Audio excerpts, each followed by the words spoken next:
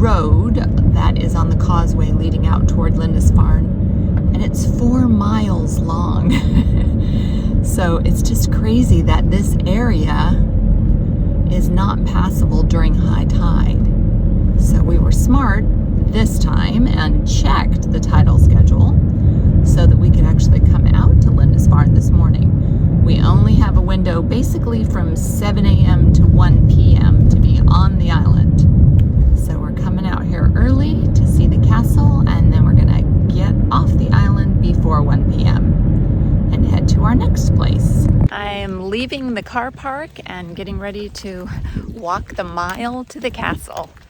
It is not a castle you can drive right up to, Lindisfarne.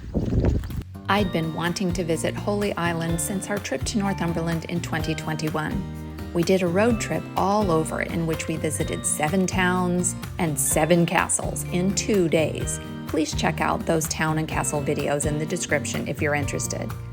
But on that rather fast-paced trip, we had no opportunity to make the precisely timed long journey to Lindisfarne Holy Island. But then we visited Durham Cathedral in 2022.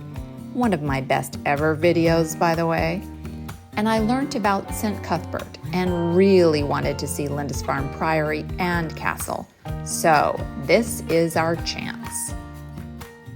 Lindisfarne was built by the English in the 1550s as a defensive castle in the borderland disputes near the English-Scottish border. After the Scottish Wars, it also saw action in the Civil Wars and Jacobite Rebellion of 1715. This fortress, high on a rock, housed garrisons of soldiers armed with firepower to defend the coastline from attack by sea. But after 350 years of military service, it was declared surplus to requirements in the 1890s and left empty. Then the castle's history took a new course in 1901 when it was purchased by Edward Hudson, founder of Country Life magazine. He commissioned the castle and gardens to be refurbished so that he could use it as a holiday home. For 2 decades, the castle was filled with laughter, music, cooking, and entertaining. Touring the castle today, you step back in time to this era. The castle we see now is largely unchanged since this architectural overhaul executed by Ned Lutyens. He transformed this Tudor garrison into a showpiece home for Hudson to bring friends and colleagues to escape the daily routine of city life. When we arrived, they gave us this invitation which says, "So glad to hear you can join us at the castle. It has been far too long.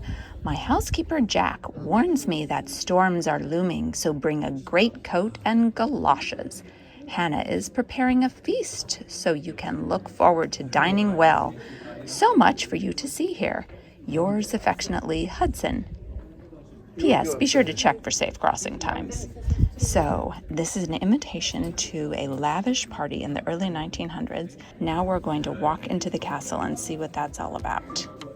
Come along as I share with you the experience of walking through the castle and meeting the characters involved in this period of the castle's history. This is Edward Hudson, your host and owner of Lindisfarne Castle. This is the lady of the castle, Madame Guillermina Suja, renowned cellist, muse, and love interest of Hudson. While they were briefly engaged, Hudson and Suja never married. They did, however, remain good friends, and Suja was a frequent visitor to the castle. Jack and Hannah Lilburn were the castle's caretakers and housekeepers. They, along with their children, looked after Lindisfarne Castle for about 60 years, over the span of 3 different owners. Jack Lilburn was a fisherman and would shuttle Hudson's guests to the island by using a horse and cart from the railway station and/or rowing them across the water in a rowboat if the tide was in. While the castle is remote and beautiful, it would also have been a rather wet adventure for the party guests arriving in stormy weather. Hannah Lilburn would prepare lavish meals for Hudson's guests,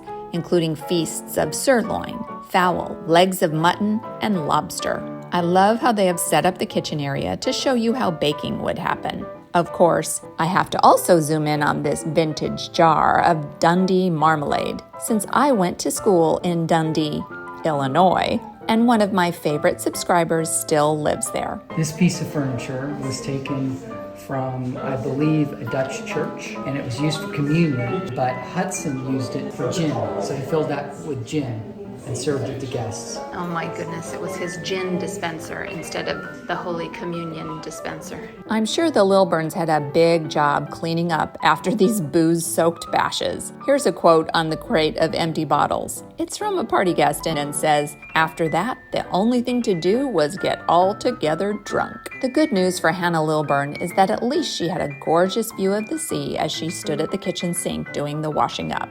Here is the lavish dinner table, including the silver lobsters. And here in the fireplace, what do we see here? I get cold really easily, so on a winter's night, I probably would have wanted to sit in one of these fireplace seats. This room was interesting. It had a ship suspended from the ceiling and a rather amusing book on the table by the maps. Elsewhere in the room is a fireplace to keep guests warm on this cold island and a gramophone for dancing, as well as a cheeky quote that gives more color commentary on their social gatherings. Here's one of the bedrooms. And a bed warmer up there because they didn't have microwave heat wraps back then. This is a lady's bedroom. I think it's set up to look like the one where cellist Madame Suja would stay.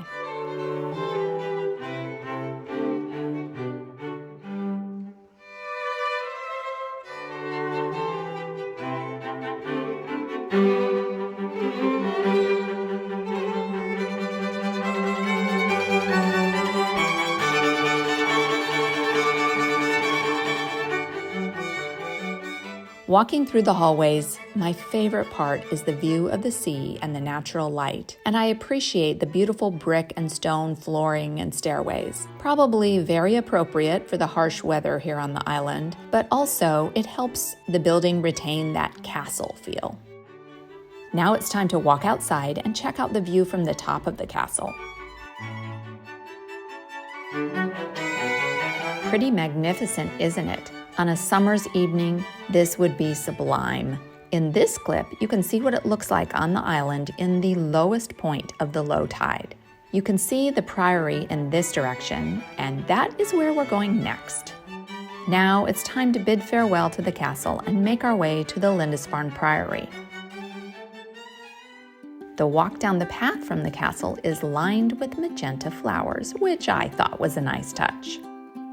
And then, after we left the castle grounds and headed towards the Priory, we spotted this on the way, a somewhat magenta ice cream van. We didn't stop and have any ice cream because Ian is an ice cream snob and prefers either gelato or locally made scooped ice cream in a cone. He's not a big fan of the 99 Mr. Whippy Cadbury Flake stuff.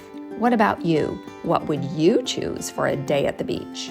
As we get close to the Priory, we are again greeted with another pop of magenta at this beautiful building and flower beds nearby. Here we are at the Lindisfarne Priory. This is a noteworthy place because Lindisfarne is considered one of the most significant locations in early English Christianity. In 635 AD, the Northumbrian king Oswald asked an Irish monk named Aidan to come from Iona, the island monastery off the coast near Scotland, to be bishop of his kingdom. So St. Aidan traveled to this small tidal island of Lindisfarne to found a monastery. Then, a few decades later, a monk named Cuthbert joined the Lindisfarne monastery, eventually becoming the bishop and most important saint in medieval northern England.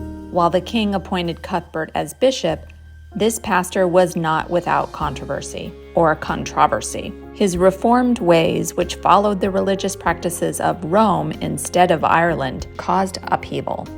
This drove him into hiding, and he lived as a hermit on the remote island of Inner Farne, which I showed in my Farne Islands Puffin video. Cuthbert died in 687 and was buried in a stone coffin inside the main church of Lindisfarne. Several miracles relating to this shrine were reported, and the fame of the monastery grew throughout the land. Just over 100 years later, Viking raids tragically desecrated the monastery and resulted in death and destruction throughout this religious community. This caused the Lindisfarne monks to retreat inland. They wandered Northumbria for many years, carrying St. Cuthbert's coffin with them, settling first in Chester-le Street and finally putting St. Cuthbert's remains to rest in the cathedral at Durham.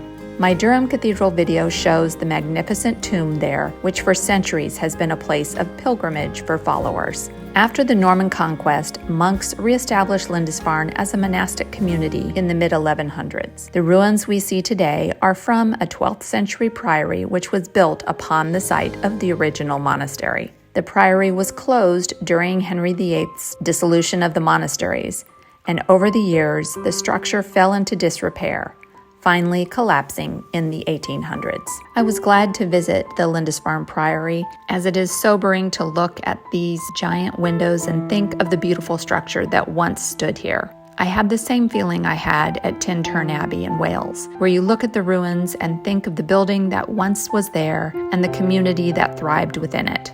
I hope if you have the opportunity, you come visit Lindisfarne to see both the castle and this priory. From atop Lindisfarne Castle, you can see in the distance Bamborough Castle. Ian says my video of our visit there is one of my best vlogs, so please check that out next. You can also see the Farne Islands from here, so if you want to see our magical day visiting there and spotting lots of cute puffins, please watch this video. Thanks so much for coming along to Holy Island, and do something good in the world today.